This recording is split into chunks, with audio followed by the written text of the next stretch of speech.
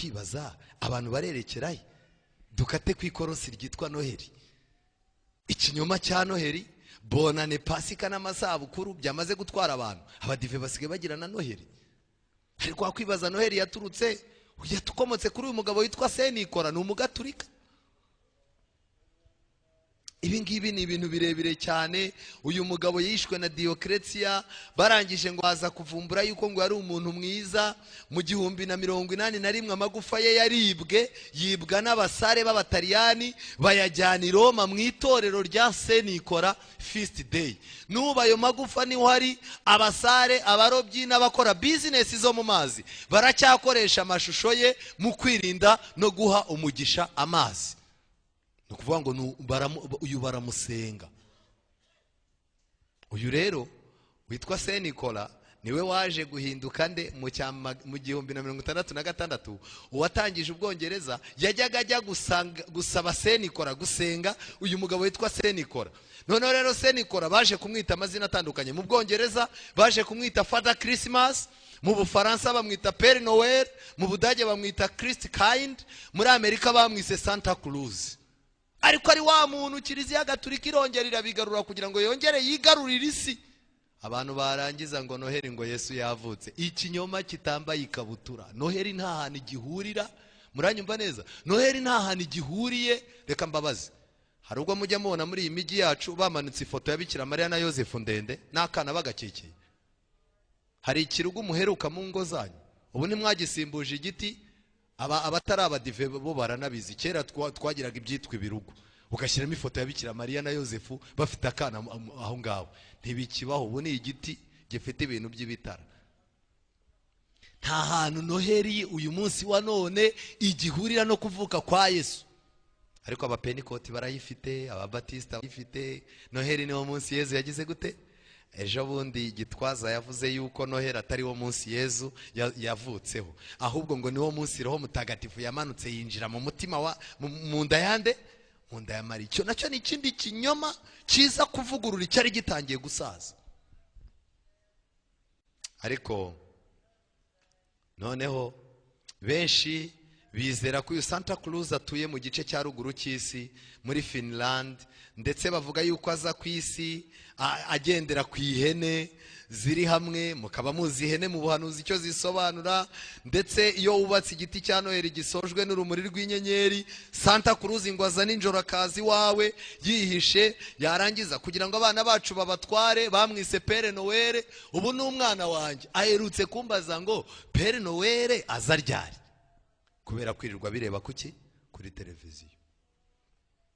Nyuma gato uruganda rwa Coca-Cola rwifuje kwamamara, rutanga amafaranga menshi. Umuhanga witwa Haddon Sandblom ashushanya Senikora yambaye imyenda itukura. Hari mu 1920 yabanje gushushanywa afite itiyo mu ntoki. Nyuma ya tiyo bayisimbuza fanta ya Coca. Mu 1995 ku isi habaye kwamamaza ibya Noheli hifashishijwe ibimodoka binini byamamazaga, hifashishwa n'amateleviziyo. Mu gice cy'amajyaruguru cy'isi muri Siberia niho imigenzo myinshi ya Noheli ikomoka. Abantu bitwa Evenki bakoreshaga umuco w'aba shamanic. Uyu muco wibanda ku kuzenguruka kwa roho mu mihango yabo y'imisengere yabo ya gipagani. No mu birori bifashishaga igihumyo cyitwa fly agaric mushroom. Iki gihumyo kuko kizira kandi gihumanye kigira ibara ry'umweru n'umutuku, ari ryo bara ry'imyenda ya perinde n'ubupfumu. Barangiza bagakubita w'ihene. Dore ziriya hene basigaye bashyira hano muri Norompo hano ruguru. Dore ngiziriya zikomoka muri biriya bihugu byo mu majyaruguru y'isi hakonja. Murabyumva? Noneho rero ibi biti ni ibiti bisengwa n'abari abantu. Wakwibaza rero uti Père Noël byaje gute? Dore cya gihumyo ngikiriye. Amabara yacyo ni nayo mabara arimo gukoreshwa na Père Noël. Imiterekero yabo bakoreshaga mu minsi yabo y'imbeho, ari nacyo kintu cyaje gutuma iyo minsi y'imbeho ari nayo batiza ukwezi kwa 12 bakavuga ko ari bwo Yesu yazutse. Nguriya Père Noël rero ntabwo Noheli ikivuga kuvuka kwa Yesu, byararangiye byamaze no kwibagirana. Ariko reka twisoreze ikigisho cyacu cy'uyu mugoroba. Ibyahishuriwe 17 umurongo wa 14. Twisoreze icyo nababwira cyo ni kimwe. Bibiliya iravuga ngo bereshe ukuri, ijambo ryawe ni ryo ki? Ryo kuri. Ibi bintu tuba turimo kwiga ni akamanyu k'umutsima, ni akantu gatoya ugereranyije n'ibyakagombye kwigwa. Ibyahishuriwe 17 umurongo wa 14.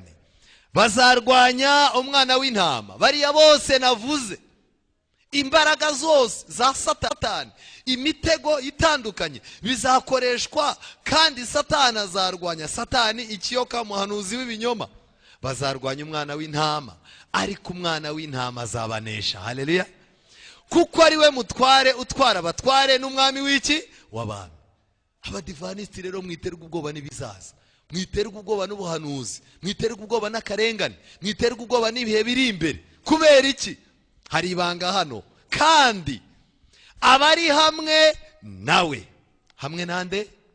Aho njyanye na Yesu mba amahoro, aho anyobora hose muri iyi si, aho njya tutajyanye na kinyura, aho njyanye na Yesu mba amahoro, aho njyanye nawe nta kintinyisha, aho njyanye na Yesu mba amahoro.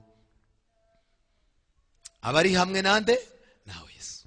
Urasabwa kuba uri kumwe na Yesu mu bintu byose, yaba mu bibazo, yaba mu byago, yaba mu ngorane, yaba mu migisha, yaba mu gihe ibintu byagenze neza. Urasabwa kuba uri kumwe na Yesu, kuko abari kumwe na Yesu bazanesha. Haleluya!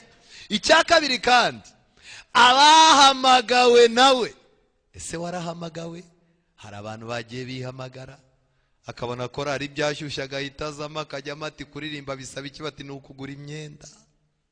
Yarangiza akajyamo korari igahita isohora DVD 2, 3, 4, korari gahitinga, ariko nta mwanya yigeze yicara ngo agirane n'Imana imwereke imitima ikeneye gukira. Noneho yinjire muri korari agiye kuba umukozi. Niyo mpamvu korari nyinshi usanga abayobozi bazo bafashe telefone, tega moto ihangane, nitwe dufite gahunda ya saa 5,